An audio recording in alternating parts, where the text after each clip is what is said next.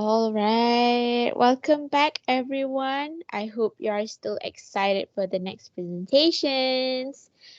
Okay, let's take a deep breath. Inhale, exhale. Inhale, exhale. Okay, let's welcome Brother Muhammad Rafiki on diasporic Muslim women's resistance to patriarchal practices in Randa Abdel Fattah's Does My Head Look Big in This? Can you guys hear me? All right, Yes. thank you. Okay, Assalamualaikum and good morning. I bid to the respected lecturers, the MC, my fellow FIP presenters, and everyone here. Greeting. I'm Muhammad Rafiki bin Muhammad Yusuf, and I'll be presenting my final year project. And my research topic is Desperate Muslim Women's Resistance to Patriarchal Practices, based on the novel that I have been analyzing, which is Does My Head Look Big in This? Okay, next slide. Okay, my presentation. Next slide. Okay, thank you. Okay, my presentation consists of background of the study, and then I'll proceed with, sorry, brief. Good to go. Okay, sorry. Okay, my presentation consists of background of the study, and then I'll proceed with theoretical framework that I use in my research and the analysis of the study as well as the conclusion. Next slide. Next slide. Okay. Okay, starting with the background. Okay, starting with the background of the study, the novel that I'm analyzing is a young adult fiction written by Randa Abdel Fattah. So if you've read or you're into Muslim young adult fictions, you'll probably be familiar with this author perhaps. So according to Strickland 2015, young adult fiction generally shows realistic stories about teenagers and the challenges that they face in their life. So I've specifically chosen this novel because it depicts the struggle of second generation desperate young Muslim women based on the characters in the novel who live in the Western country. By the way, the setting in this novel is in Australia, and despite having many opportunities that these desperate Muslim women could explore in the new setting, but they are still trapped under their parents' cultural practices. Next slide. Next slide. Okay. But they're still trapped under their parents' cultural practices that are mostly patriarchal, which originate from their homeland. And the parents, as the first generation in diaspora, they still continue practicing their cultural practices in their household. For instance, forced marriage, which I'll be explaining in details later in my analysis. And therefore, these patriarchal cultures that have been practiced in diasporic Muslim families make young Muslim women as victims of patriarchy, which I will also further explain in my analysis. Okay, next slide. Okay, these desperate Muslim women experience patriarchal practices in their families. Like I've mentioned before, that they are still under the influence of their parents' traditional practices despite living in the Western countries. This notion might reinforce the non-Muslim or the West's negative perceptions about Islam, specifically on gender inequality, that Islam is inherently patriarchal. In response to this misconception about Islam, it is acknowledged that patriarchy is merely a social norm that is irrelevant and unrelated to Islamic values. And it is also important to look at the patriarchal practices in this novel from the Islamic feminist perspective in order for us to break the misconception that Islam is inherently patriarchal. Okay, that's like. My research mainly explores the manifestation of patriarchal practices and also desperate Muslim women's resistance to these practices as depicted in the novel. Therefore, it consists of two research questions, which are the first one is what are the manifestation of patriarchal practices as depicted in the novel? And secondly, how do desperate Muslim women's characters in the novel resist the patriarchal practices imposed on them? Next slide. This research is significant because I would say there are insignificant numbers of research that have been done specifically on this novel that specifically analyze the patriarchal practices and desperate Muslim women's resistance to such patriarchal practices. Because most of the past studies that I found related to this novel is about the representation of the hijab, as it is the main theme of the novel, and other studies also focus on the desperate context, such as the sense of belonging, identity crisis, and racism, but not on particular practices within the context of diasporic Muslim communities. Therefore, this study could be beneficial as it contributes to the discussions on particular practices, and it could also enlighten readers about the misconception of Islam that I've mentioned earlier, that patriarchy is merely a cultural practice rather than religious practices. Okay, next slide.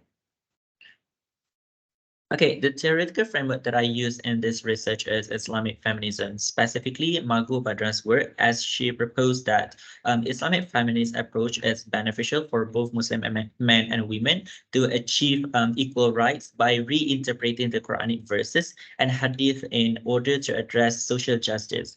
So the Islamic feminist approach is applied in my research in analyzing patriarchal practices in the novel, simply to give insight to readers why these patriarchal practices are a problematic issue even within diasporic Muslim families.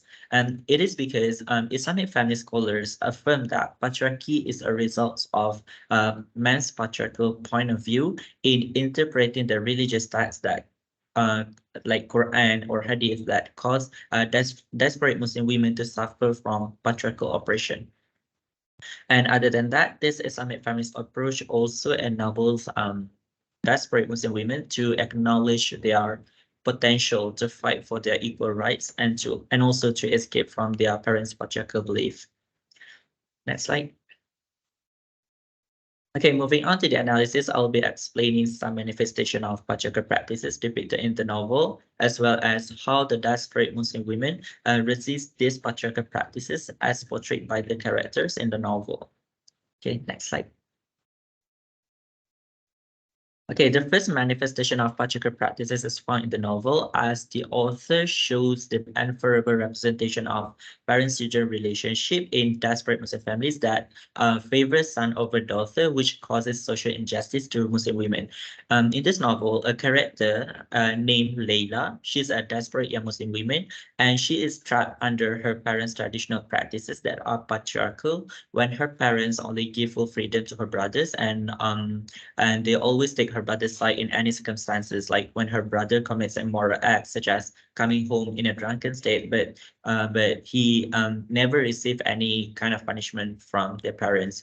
And Leela, on the other hand, is obliged to stay at home because she is a woman, and if she goes out at night, for example, hence such action is considered as tarnishing the image of her family. This kind of unjust treatments certainly makes Leela's brother have a sense of superiority as a son in the family.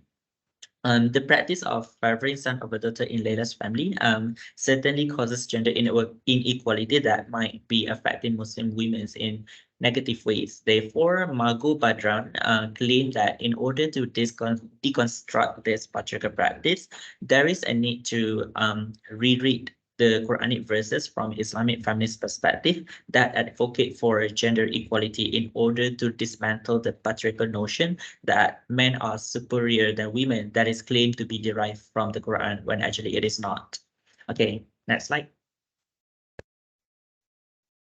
The other manifestation of patriarchal practice that I found in this novel is forced marriage that is also practiced in diasporic Muslim families. It can be seen in the novel when Leela, she is a teenager, she's only 16 years old, and she is forced into marriage by her parents against her own will. This is because in the novel it shows that Leila's parents are more interested in her getting a marriage certificate rather than a high school certificate. And her parents also constantly find a potential husband for their daughters from their own community without Leila's consent. This forced marriage, in fact, restrict Leila's freedom to find her own potential husband, as she is restricted by her parents' cultural practice. Therefore, Margot Badran also reckons that Islamic feminist approach of understanding gender equality according to Islamic principle is beneficial for diasporic Muslim women like Leila to be free from their parents' patriarchal practices in order for them to find their own freedom as a Muslim women. Next slide. And the last part of the analysis is how the author portrays the female characters in the novel as resisting these patriarchal practices. This act of resistance is further analyzed through the portrayal of Amal. She's the protagonist of the novel, as the author portrays Amal as an assertive Muslim young woman who stands her ground that patriarchy is merely a social construct instead of religious teaching that I've explained before. It is implied in the novel when she blatantly criticizes Leela's parents' patriarchal practices when they force their daughter into marriage, as Amal argued that Leela's parents' cultural practice deprive Leela's basic human rights, including the rights to education. In Islamic feminist point of view, Amal's assertive character is perceived as the epitome of Islamic feminist objective that aim for gender equality in Islam. It is because Amal's character dismantles the image of submissive Muslim women who devotedly follow these cultural practices without even questioning. On top of that, Margot Badran acknowledged that Amal's character of an ascetic Muslim woman might also encourage other Muslim women to entangle themselves from these patriarchal practices. Okay, next slide. And to conclude my presentation, this study analyzes the manifestations of patriarchal practices that make diasporic Muslim women as victims of patriarchal oppression due to their parents' cultural practices that I've explained before, including favoring sons over daughters and forcing female children into marriage against their own will. And on top of that, having an assertive character that firmly believe patriarchy as a social construct rather than a religious value can be seen as a form of resistance against patriarchal practices as implied in the novel. And overall, this novel depicts Muslim women's resistance to patriarchal practices, which prove that Islamic feminist approach is beneficial to help Muslim women to fight for their social justice, in especially in male chauvinistic society. I believe that's all from me. Thank you. Okay, thank you, Brother Rafiki. Okay, before we proceed for the next presentation, has anyone heard of Hamnet? It's not Hamlet, but it's Hamnet. Interesting, right? Well, I would like to welcome Sister Zuleika Atira for Gender and Grief in Maggie O'Farrell's Hamnet and William Shakespeare's Hamlet. Okay, hi everyone. Assalamualaikum. Can you see my screen? Yes. That's okay. So, Assalamualaikum and very good morning. Thank you for staying with us. My name is Laika Atira, and I'll be proceeding this seminar with my presentation entitled Gender and Grief in Maggie's Affair Hamlet and William Shakespeare's Hamlet. So, first of all, I will introduce the works that I will be analyzing, which is Hamlet, that was published recently in 2020, as well as Hamlet, which is one of Shakespeare's famous tragedy that was written along the time of 1599 to 1601. Okay. Okay, so first of all, I will introduce the background of study. So the first point is women as the other. So I will be introducing the general information of the other, which known as a group that is inferior than the other one, the superior group. So men will put as when men will put as a subject and held the center, women become the other sex in many aspects. The second one is women and gender norms in the Elizabethan era. So since the book and as the play were set during the Elizabethan era, this my study, will focus on the norms that were assigned to women during the Elizabethan times, including the traits and personalities, emotion, and roles in society. So during that time, women were said to be inclined more to family institution and possess similar traits such as being submissive and silent and cannot voice out their own wills. And male will usually be the sole provider or the breadwinner of the family. Okay, next one is Gertrude and Ophelia in Hamlet. So my study will focus on the book Hamlet, but I will do a comparison with the female characters in Hamlet, which is Gertrude and Ophelia. As you all know, if you are familiar with Hamlet, um, it is a male-centric play, and Gertrude and Ophelia are the only female characters who play both smaller parts in the play. So next. Okay, so the research question from my studies is are do Elizabethan gender norms play a role in shaping patterns of grief portrayed in Hamlet and Hamnet? And the second one is how is the grief portrayed in Agnes, Gertrude, and Ophelia significant to the concept of woman as the other? So, as I mentioned, this study will focus on the female characters of both works, which is Agnes, which is the reimagining of Shakespeare's wife in Anne Hathaway, Gertrude and Ophelia in Hamlet. So, for the significance of the study, so there are a few research on the relationship between gender and grief. However, it is found that there are small amount of research made in literary studies. Also, these studies will focus on the figures that are barely mentioned in Anne study, which is Anne Hathaway, because if we study Shakespeare, we barely focus on the wife and mostly focus on Shakespeare himself. And the third one is women in patriarchal society of Elizabethan times, which was underrepresented in Shakespearean work, as we all know Shakespeare not really representing women correctly because in most of his work, women were represented in a misogynistic way. So this study is hoped to elaborate more on the issue of women in patriarchal society of Elizabethan times. Okay, for the thesis statement, this study proposed that the relationship between Elizabethan gender norms and patterns of grief is rather influential than deterministic, which we believe that Elizabethan gender norms play a role in influencing how different genders grieve, but it does not determine how they're supposed to grieve. And the second one is the difference in grieving patterns between males and females is one of the examples of the otherness of women.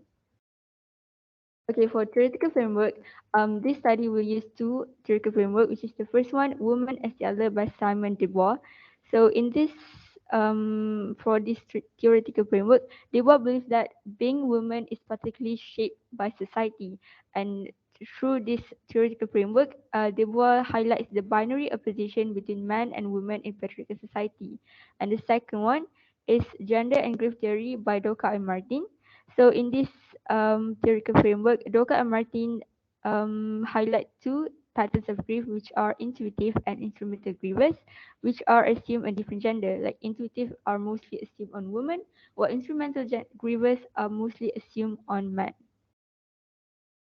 Okay, so moving on to the analysis, I will highlight 2 points. The first one is the influence of Elizabethan gender norms in shaping patterns of grief, and the second one is the comparison between male and female grief. Okay, for the first one,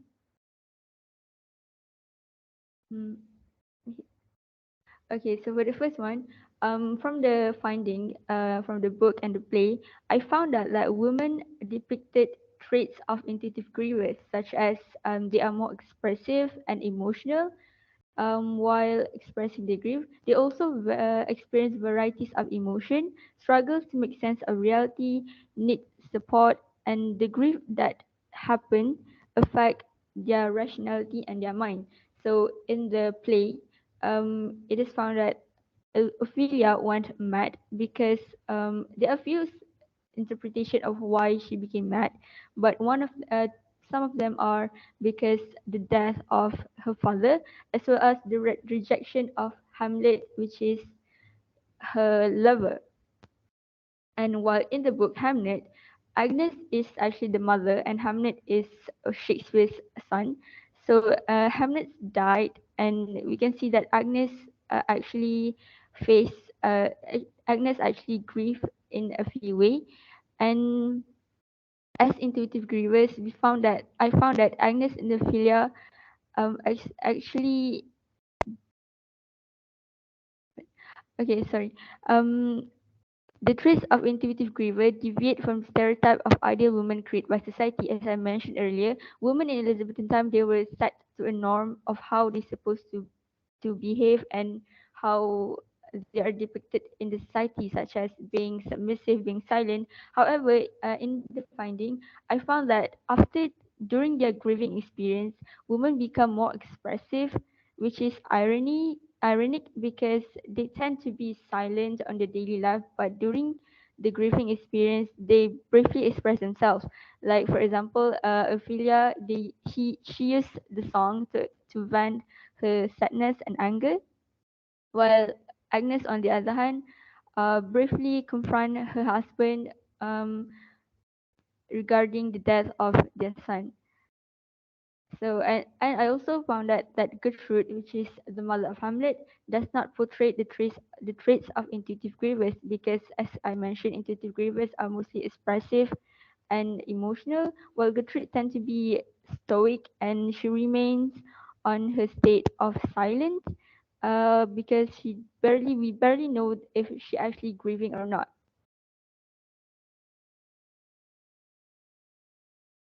Okay, so the last one, which is the comparison between male and female grief. So in this study, I make a comparison between male and female grief, which is it found that duration to grief and adaptive strategies applied as coping mechanism differ among genders. So men are viewed to less likely exhibit strong emotions and more likely to distract their minds and sadness through problem solving activities. So for example, in the novel, the husband is Shakespeare. He barely mentioned as Shakespeare, but mentioned as the husband. He chose to return back to London to continue his work as a playwright, leaving the family, while leaving Agnes, the wife, to grieve on her own. And while Hamlet, on the other hand, we can see that in the play he is investigating the murder in order to and plan a revenge for his father. So from this comparison, I can say that Elizabethan gender norms, which is saying man is the breadwinner and must be responsible for things, while women's emotion need to be attended and supported, actually exemplify in how they grieve. Also, we can see that the society also justify man and woman grief differently, as women are expected to be supported and comforted, while men action to continue working and not actually grieving is justified. So in conclusion, as I mentioned, the justification for men's and women's action while adapting to grief is different. So we can see that there are double standards on how society depicted the grief, as Hamlet actually, in the play, Hamlet and Ophelia both went crazy, but Ophelia's madness are depicted to be emotional, while Hamlet's madness is depicted to be responsible because he's trying to avenge for his father. So this actually highlights the status of women in Elizabethan society as the other, because we can see that um how women grieve tend to be seen as inferior than how men grieve. So I think that's all from my presentation. So yeah, thank you. Okay, thank you, Sister Zulaika. Let's proceed with the next presenter, Sister Nurin Farzana. She will present psychological effects of patriarchy on women in Palace Walk by Naguib Mahfouz.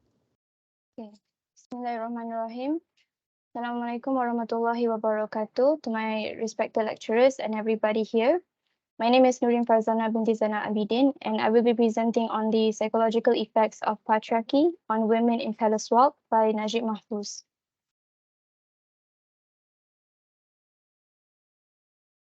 So Palace Walk depicts the life of the Abdul Jawad family. The patriarch in this family is named as Sayyid Ahmad, and he holds absolute authority on everybody else in his family. The women in this family, such as Khadija, Amina, Aisha, and Zainab, they all have to live a life of confinement under his authority. And this depiction is actually a realistic adaptation of the 20th century Egypt that practiced urban harem culture. According to Badra 1995, a great number of Egyptian women back then had to confine themselves at home in order to preserve their sexual purity, because their sexual purity was often associated with man's honor. And there was also a strict gender division between the public and private spaces. The public was considered masculine and the private was considered feminine. Therefore, many women back then were encouraged to stay at home. So this study is significant because it helps us highlight the effects of patriarchy on women's psychology, specifically Egyptian women's psychology. And it also helps us prevent social injustice based on gender in other patriarchal societies as well. The study aims to answer research questions such as how does traditional marriage preserve discrimination against women in Peloswalk? And what are the psychological effects of patriarchy on women in Peloswalk? The study posits that traditional marriage allows the formation of a traditional family that preserves patriarchal values within the Abdul Jawad family. And the women in that family, they are unaware of the fact that they are being discriminated due to patriarchal dominance that limits access to resources that can help their emancipation. So these women, they internalize patriarchal influence, which includes sexism, that complicates their relationship with other women and prevents self-realization. So this study uses the feminist approach, specifically on three concepts, such as traditional marriage produces patriarchal women, patriarchy controls women's freedom, and women's self-realization. So to put it briefly, according to Madeline 2012, the father holds ultimate authority within the family formed through traditional marriage, as traditional marriage distributes more power to the men and rather to the women. And this patriarchal dominance allows him to construct the norms of femininity and masculinity, which naturally gives him the power to control the freedom of every family member. And his patriarchal influence also is also internalized by other family members who are inferior to the patriarch.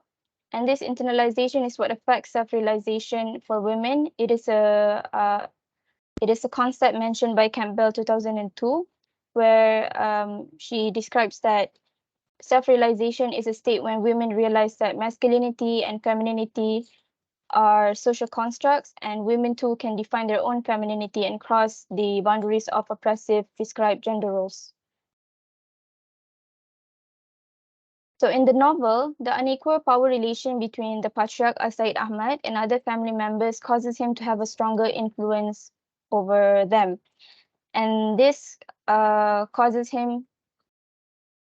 makes the other family members internalize his patriarchal influence that expects women to be obedient as part of being feminine, while men, they have to be superior and dominant as part of being masculine. And the preservation of discrimination against women in the novel is due to patriarchal dominance. In the novel, Said Ahmad, he confines the women at home because he perceives women as sexual objects. He specifically mentions in the novel that he views women as nothing more than bodies. So in his view, to let the women in his family venture outside the home would suggest to other people that these women are willing to be perceived as sexual objects. And this action is encouraged by him, the patriarch.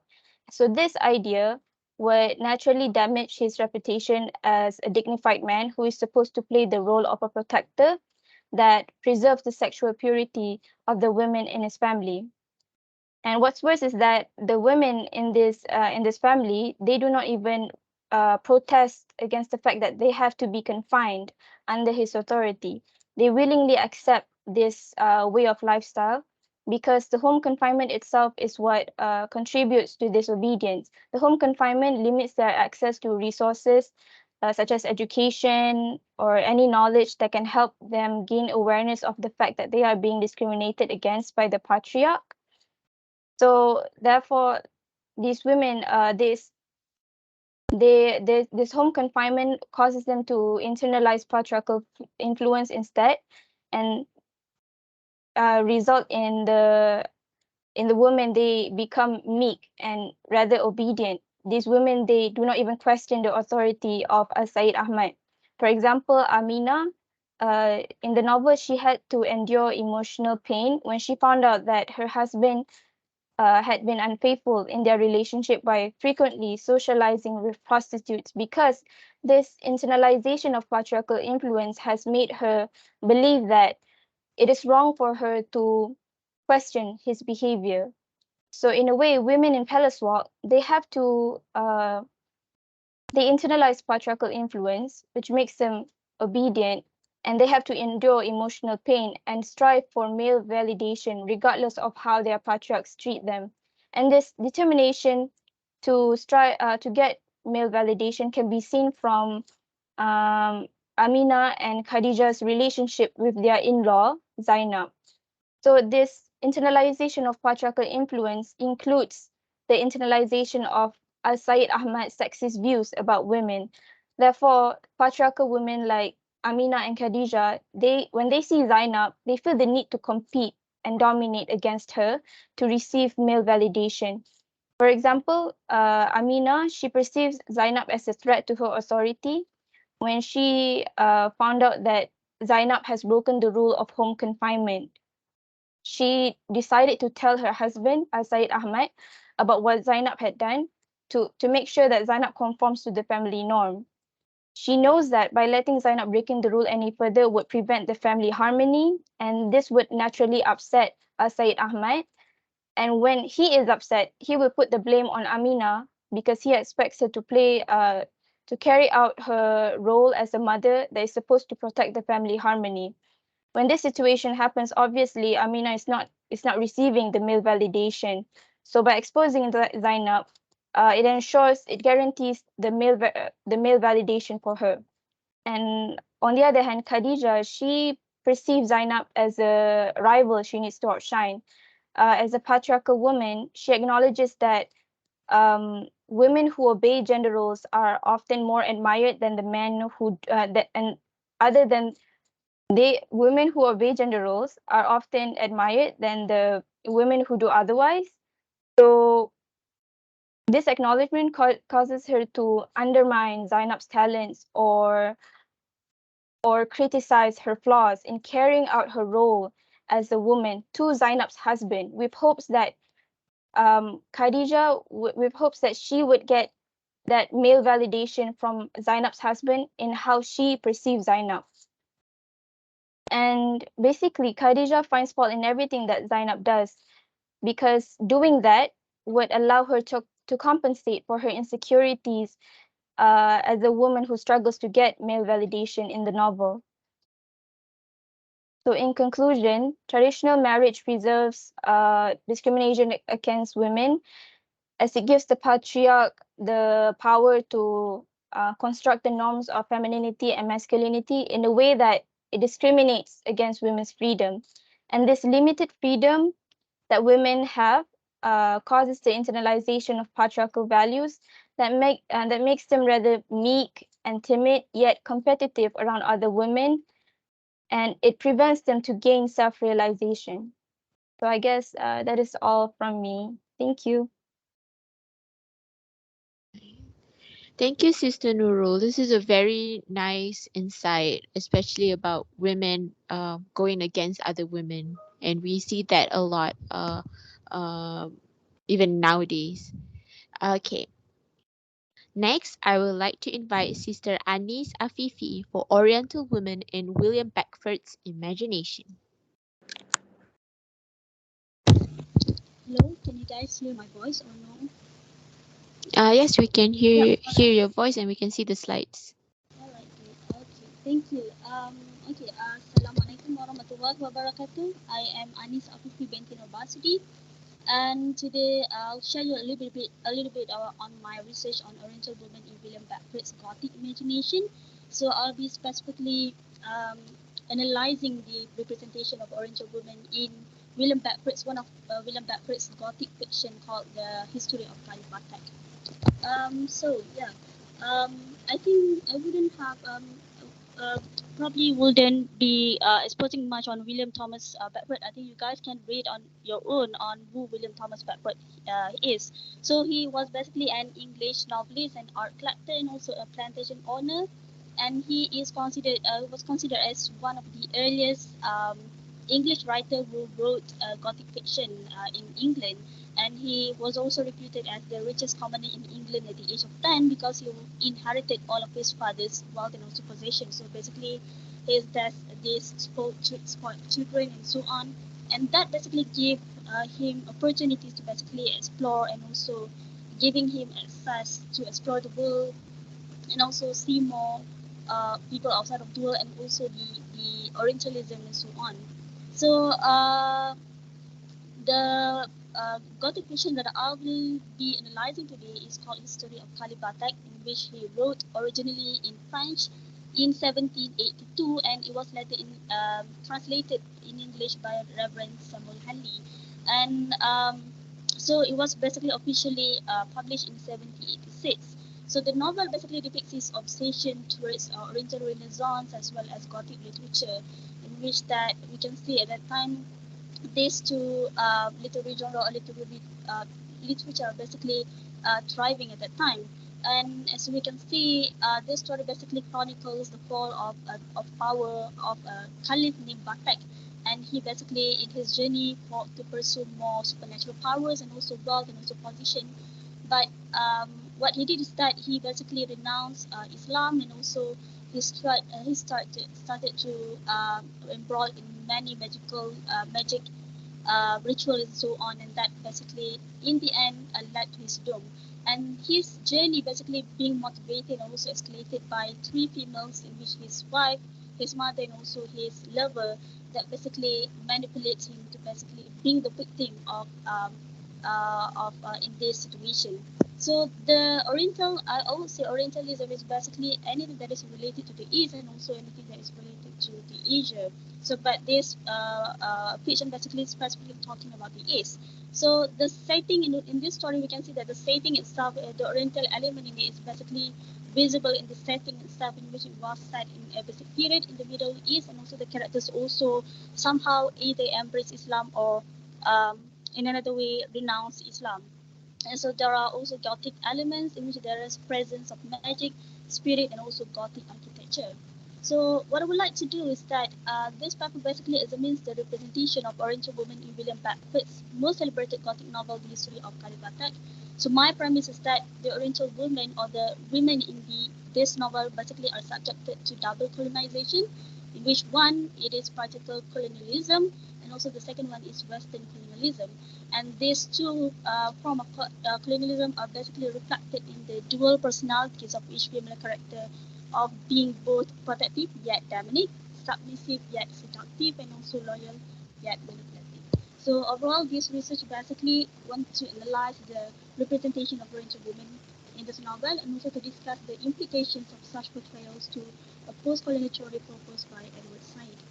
So the theoretical framework that I've chosen are I refer to two theoretical frameworks by Edward Said's Orientalism, his seminal study on Orientalism, and also Malika Mehdi's The Oriental Female.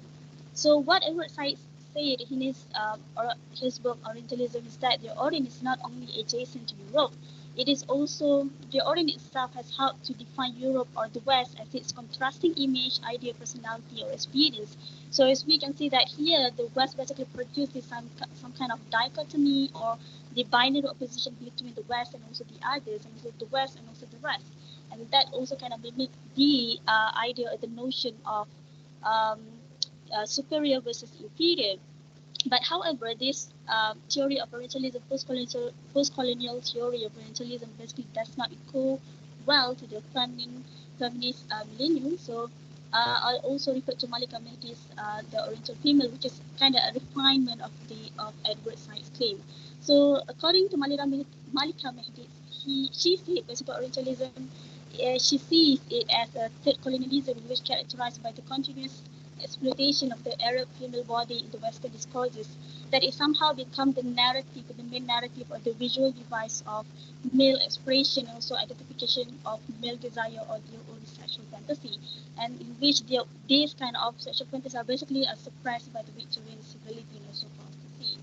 So um, so yeah, as we can see that they are basically trying to indicate or trying to show that a little bit of the inferiority of the Oriental oriental female in the Batak itself. So yeah, um, my first analysis is based on one character. It's called Karatis. So Karatis is basically a protective and also a damning mother. So basically, Karatis is Batak's mother, and she is the queen of the kingdom, and she has this all sorts of magic power and so on. She basically a witch. But her eminence is basically subdued by her maternal role, in which that she needs to provide care to her only child, which is Batak. Even though Batak is already a grown-up man, and he basically has a lot of wives, but why? But because of the gender roles, and also because she needs to conform to such gender roles, that she needs to bear the burden of being mothering this grown-up man. So basically, this image basically is likened to the downtrodden, as what Clementine said, as a downtrodden laborers. That woman, what women's lot is under marriage, they are at the same time mothers, carers, craftswomen, broadly speaking, the busy burden of the household. So even to Karat is she's basically um, feared by a lot of people, but she also needs to burden, but she also needs to conform to this kind of gender role that the society has imposed on her. But her protectiveness is basically coupled by another personality, which is Dominic. So basically, her association with magic becomes the main reason that she is able to maintain her position in the kingdom and also to protect her child. So basically, as we can see, this also kind of evoked the idea that the Orientals basically symbolize terror, devastation, the demonic hordes of hated barbarians that basically insinuate danger, that the constant danger that to the whole European civilization. Sorry. So as we can say that even though she is a protective woman, but she's also quite an opposed to the Western woman, angelic and Western woman. So basically, protective and demonic mother is opposed to the Western protective and also angelic mother. And also the next one is Noroniha. Noroniha is basically a submissive and also seductive young girl. So she is a daughter of an emir or an Islamic leader, a Muslim leader. So she is compelled to follow her father's rules and decisions while being kept in the palace. So that's likened to the image of the harems, which they were basically kept in the palace and so on. So this portrayal is basically common, and it has to be taken as a fact that these Oriental women are obedient, subservient, and also lack of voices, and also often associated with the death compared by femininity, and also so basically they are silent and they don't get to decide and so on. So they are basically compelled by the father's decision and so on. So this kind of which is very common and how the Western male basically portray the Oriental women. And another trait is that she is also seductive. She also bears basically the perfect representation of the male's erotic visions. So that in this novel there are a lot of images that she is being sexualized, and also she is that basically signify the sexual fantasy of the of Blackfoot himself. So basically, this kind of likened to the image that women as a sexual temptress or evil, which is seemingly fitting the popular dichotomy of female fatal and also submissive. So involving another, Oriental women are seen as erotic and also exotic uh, because of their skin color and also because of the way they dress and so on. And also the last character, which is Sultana Dilara, which is she is the wife of Batak. She is loyal and also by the same time manipulative. So Sultana Dilara, she of course appears to be loyal and also obedient wife to Batak, despite him engaging in polygamy. So in the patriarchal world, we can see that wives basically they are um, they are supposed to be loyal to their husband, but husband can marry so can marry more. So this is also likened to the image of Oriental women as complying obedient, just like Noromiha just now. She is basically silent and they have no authority over their own lives. And also another thing is that she is also, even though she is loyal, she is manipulative. So she is characterized as an evil or far greater manipulative because she basically uses every means to trick Batak and Noromiha characters to stalker or the hound. So it's basically we can see that again Oriental women are portrayed as an evil and also villainous that is stood as the signifier of dark, magical and also irrational humanity. So in conclusion, I would like to say that The portrait of women or the image of women basically in batik supports the view that the women in the East are often misrepresented by the Westerner or the male Westerners in particular. So through Edward Said and also Malika Medis frameworks, we can draw a conclusion that the Oriental women are basically in the novel are subjected to double colonization by the male Westerners, which is visible through their ambivalent or dual personalities. So as we can see that these kind of images, recurring images of Oriental women becoming the pattern of succeeding Western travel writers to caricature Oriental women as backward, evil, erotic, and also exotic. So I think that's all from me. Thank you so much. Thank you, Sister Anis. Okay, so we have two more presentations. And please, everyone, calm down. Okay. I'm sure everyone has heard of Putri Gunung Ledang, but has anyone heard of a comparative analysis about her character? Then, please welcome Sister Nurul Izzati. Okay, Assalamualaikum warahmatullahi wabarakatuh and good afternoon everyone. My name is Nur Izzati binti Hassan and today I will be presenting my final year project titled The Representation of Putri Gunung Ledang as a Strong Female Protagonist, a comparative analysis of the works of R.O. Winstead, Nino Aziz, So Tiong Hin and Edric Abdul Halim.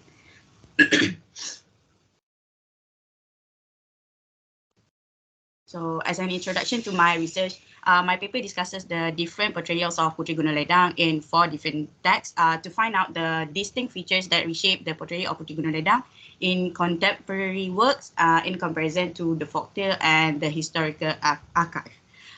There are 4 studied texts in my study. One of them is from a chapter about Putri Gunung Ledang found in the historical manuscript Sulatus Salatin or the Malay Annals, a version compiled by Sir Richard Olaf Winstead in 1938.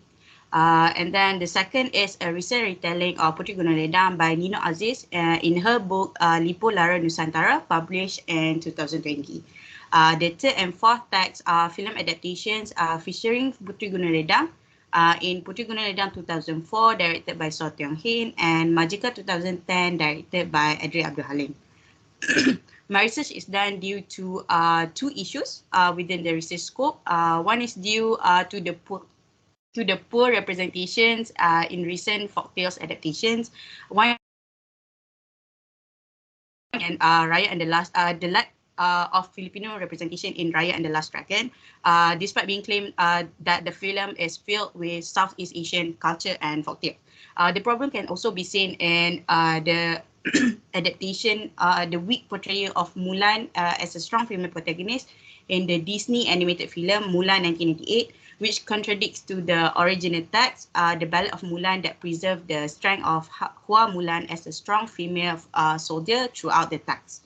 Besides, my study is conducted because of the variety of Putri Gunung Ledang's characterization in retellings and film adaptations that may affect the historical image of the princess, hence the chosen 3 selected contemporary texts.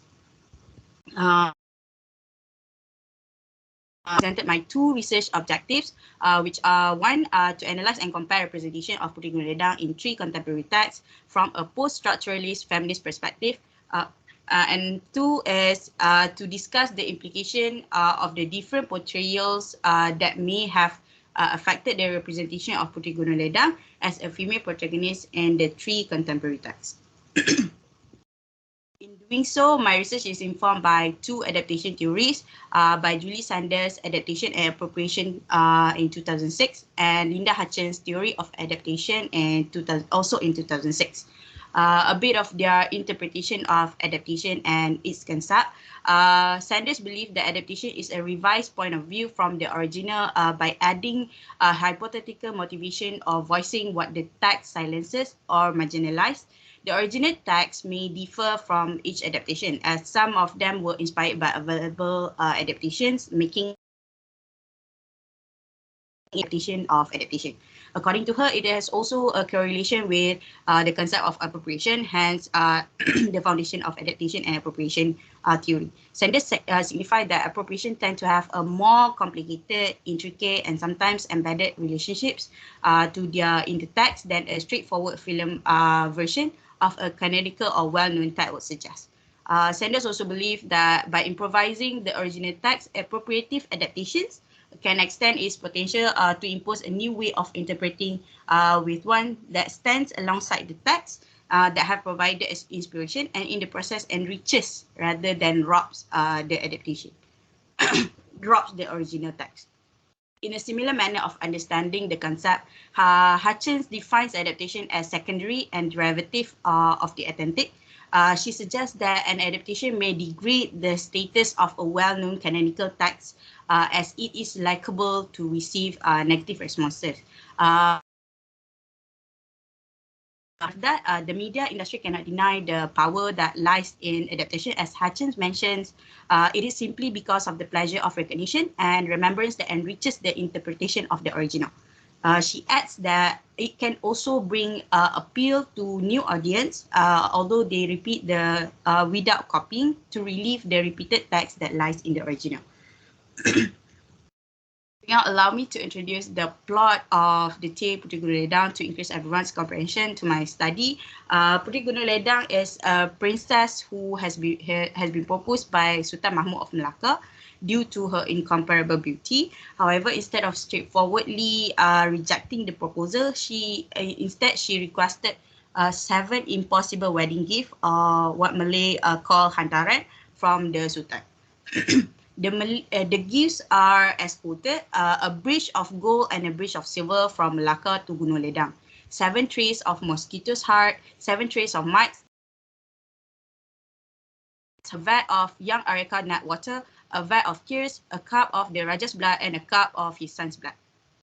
So my analysis include comparisons between the historical texts by Sir Richard Olaf Winstead and the 3 contemporary texts by Nino Aziz, Saw Tiong Hin, and Adri Abdul Halim. So the first research analysis is my finding on Nino Aziz, and it is found that Nino Aziz's version of Puteri Gunung Ledang is well appropriated. This is because Aziz remains her retelling in the same plot as Winstead, by portraying the image of a strong female protagonist onto the princess.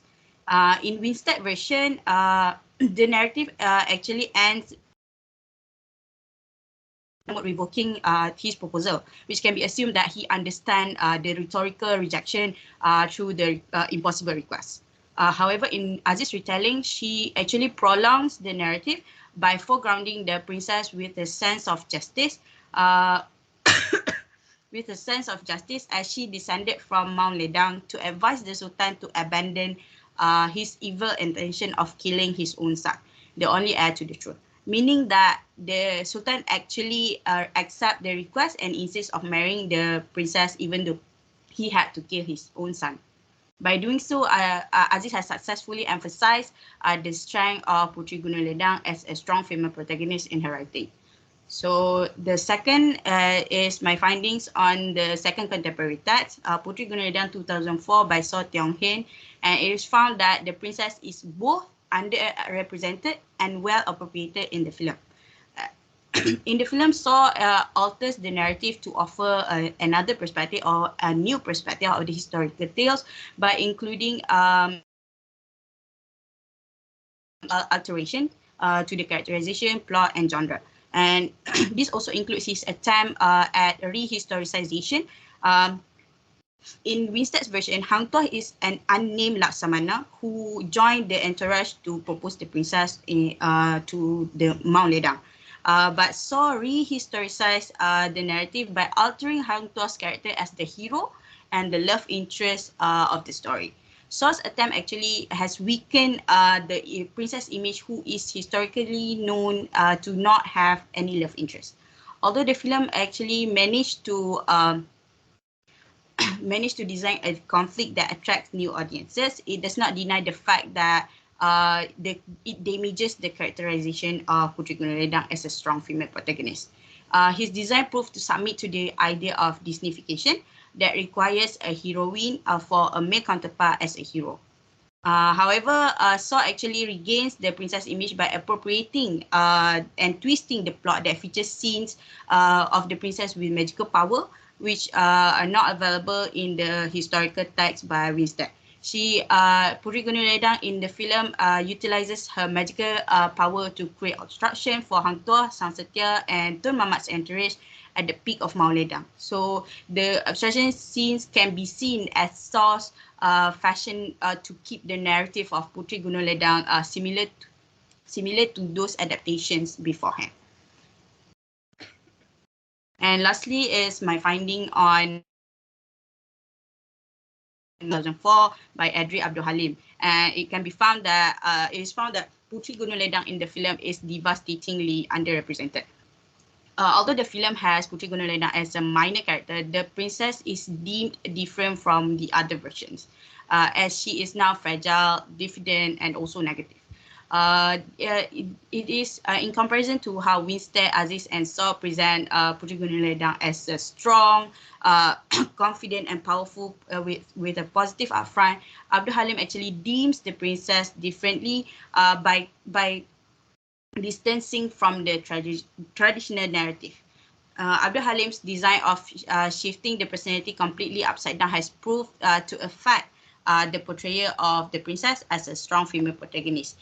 This can also be seen as a result of the Disneyfication that can be seen in Disney animated films in their manner of upholding the passive and submissive heroine trope.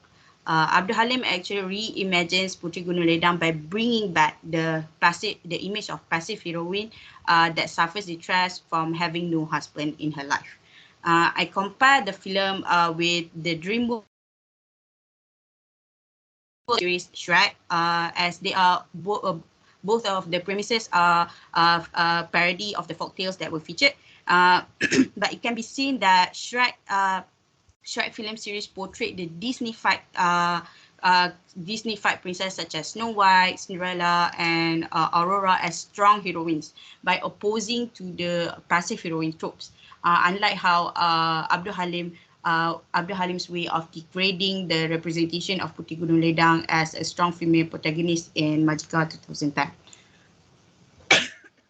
Therefore, based on my analysis, my study concludes that Putri Gunung Ledang is both underrepresented and well appropriated in recent retellings because of the different manner of characterizing the princess by contemporary authors.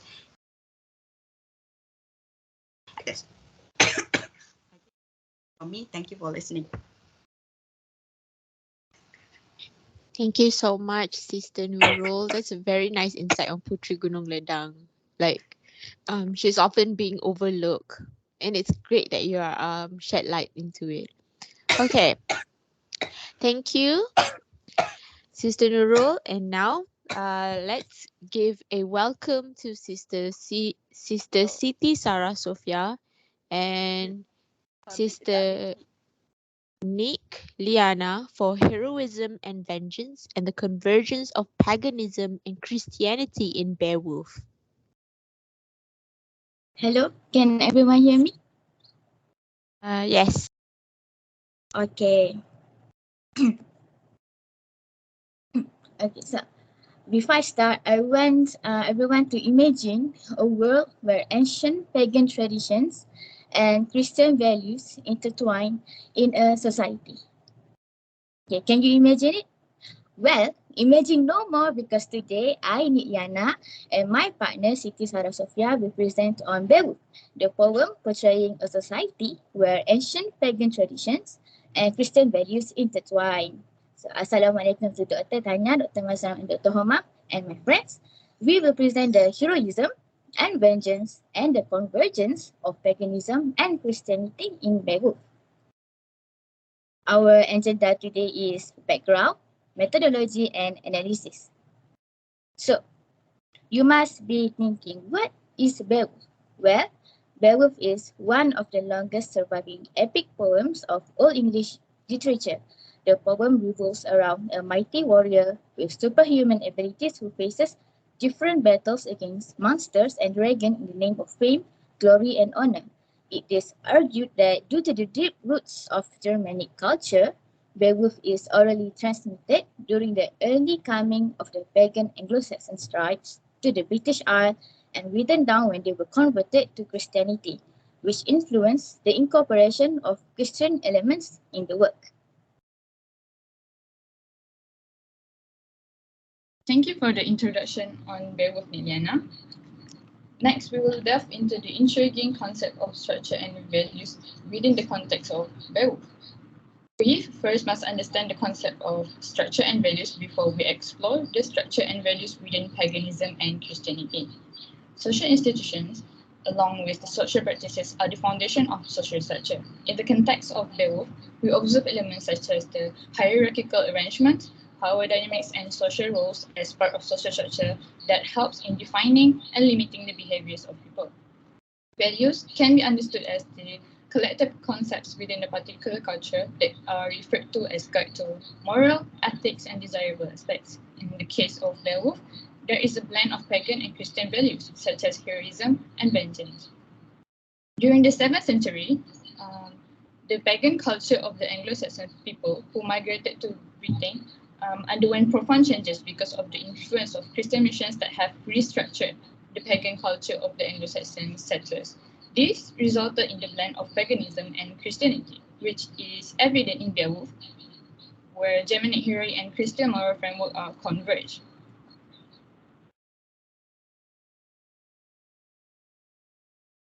Before paganism and Christianity merged in the Anglo-Saxon society, they were distinct. So let's examine each society's unique concept of heroism, which reflect the cultural ideals and aspirations. So in paganism, heroism was highly upheld as the means of survival and prosperity to fight other tribal powers in defending or expanding their territories. In Norse mythology, the idea of the afterlife, which is Valhalla, where only brave warriors slain in battle can go. So Valhalla leads to numerous warriors pursuing personal glory, leading to heroism being considered as a crucial value in society. While on the other hand, the influence of Christianity is apparent with the idea of communal heroism, which is putting others' needs above own needs. So in Romans 12:10, be devoted to one another in love, honor one another above yourselves. So this verse encourages believers to prioritize and care for others within their community and place their needs above their own. Christianity offered a framework that emphasizes the importance of selflessness, sacrifice, and love for others. Vengeance is closely tied to the restoration of personal honor, which served as the basis of heroism in pagan society depicted in Beowulf. The Anglo-Saxon society believed in the concept of comitatus, which is a bond between lord and the warrior, establishing a mutually beneficial relationship in the social structure. This relationship is built upon the acquisition of honor, security, and wealth. So due to the benefits gained in the relationship within the society, exacting vengeance is deemed as an obligation. Failure to take revenge is seen as a stain on one's honor, a blow to one's personal reputation. Next. Before we dive deeper into heroism and vengeance and the convergence of paganism and Christianity in Beowulf, it is essential to establish the literary approach employed in this research, which is the contextual approach. One of the pioneers for this approach, Hippolyte mentioned that race, milieu, and moment are what characterize a work. Race here closely refers to the culture, milieu refers to the artist or the author's environment or background, while moment refers to historical period. So considering these three elements in analyzing a work allows for a comprehensive look into the factors that contribute to the ideas, themes, and characters in the work. Next. So the contextual approach helps in the exploration of Beowulf, allowing us to examine how literary works are influenced by the social, political, and cultural situation of the time. Through the contextual approach, we are also able to analyze how the social structures and values are reinforced or challenged in Beowulf. So prepare yourself, curious minds, as we step through on the journey of contextual analysis through the landscape of Beowulf.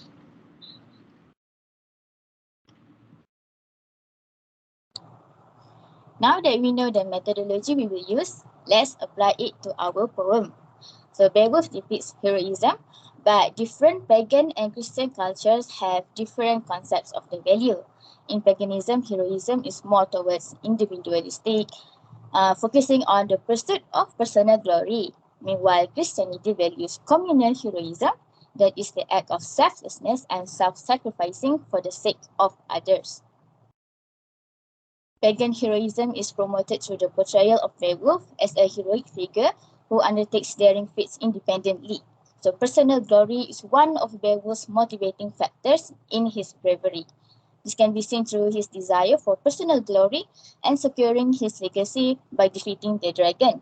This scene stresses the personal glory that is a key aspect of Beowulf's motivation and promotes individualistic heroism in the poem and reflects the pagan warrior aristocracy. Heroism in Christianity centers around the community and its aim to protect them, which highlights acts of selflessness. Looking at Beowulf in a Christian framework, it can be said that there is a parallel between Beowulf's selflessness and the Christian Savior's characteristic.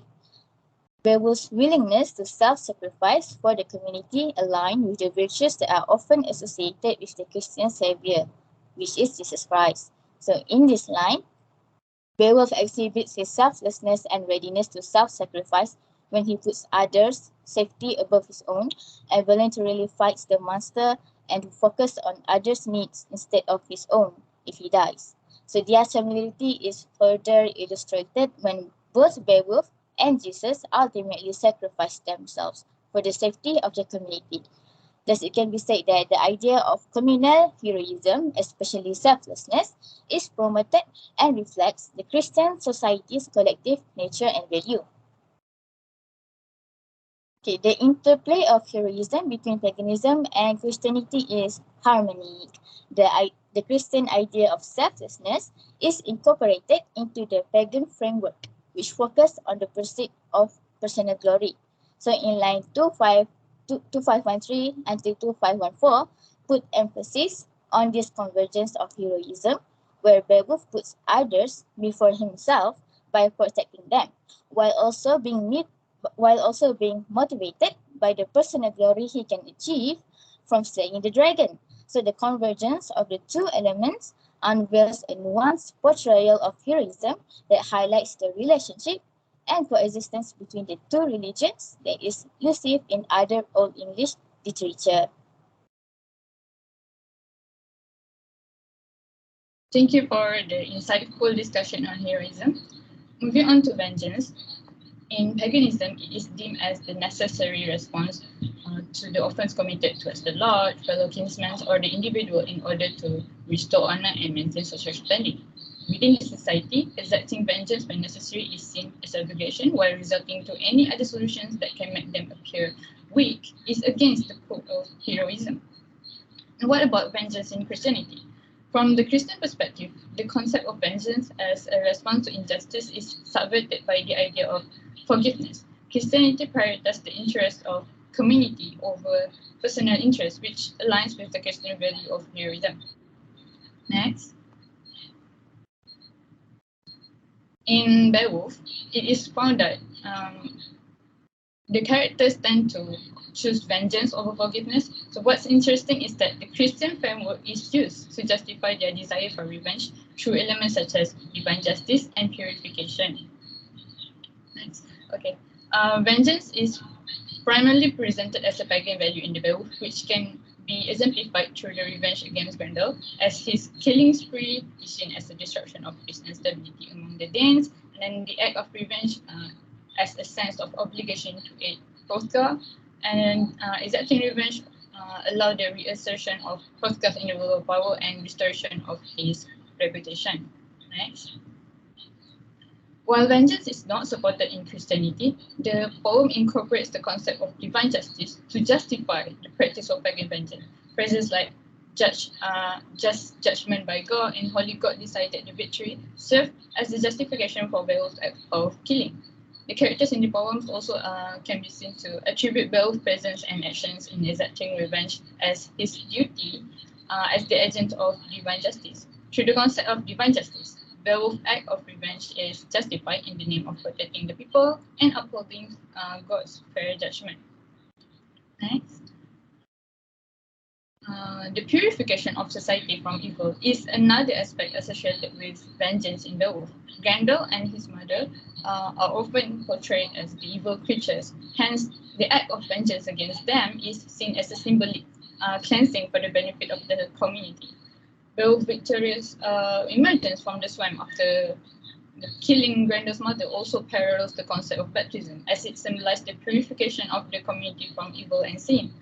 Aligns with the Christian belief that good will always triumph over evil. Next. In conclusion, as an epic poem written during the transition from paganism to Christianity, Beowulf masterfully portrays the convergence between the two belief systems through the concept of heroism and vengeance. The poem portrays the individualistic pursuit of personal glory in pagan society and the selfless communal heroism of Christianity.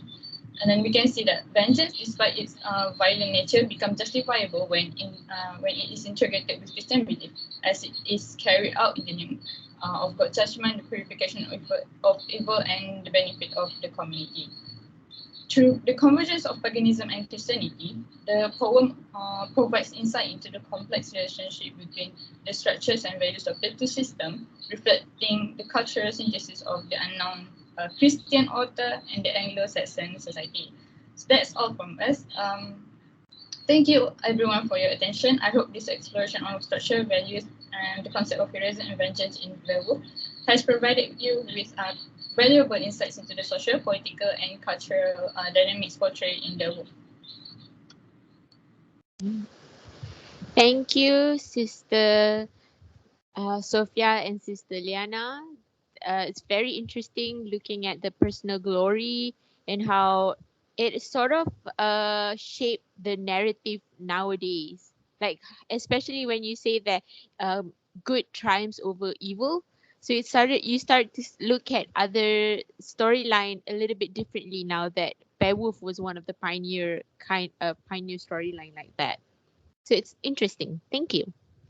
Thank you so much to all speakers, participants, and lecturers for such a fruitful event.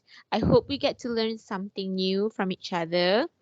To all participants and speakers as well, you may fill in the attendance and feedback form provided in the chat box. Your feedback is highly appreciated. Before we end this seminar, please turn on your camera for the photography session. 1, 2, 3. 1, 2, 3. Alhamdulillah. Okay. So again, thank you so much for joining. I would like to inform you that this seminar will be recorded and uploaded on Elite's YouTube channel. We will end our seminar with Tasbih Kafara and Surah Al-As.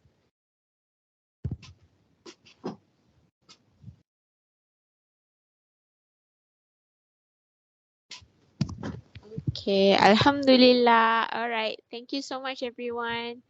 See you guys next semester.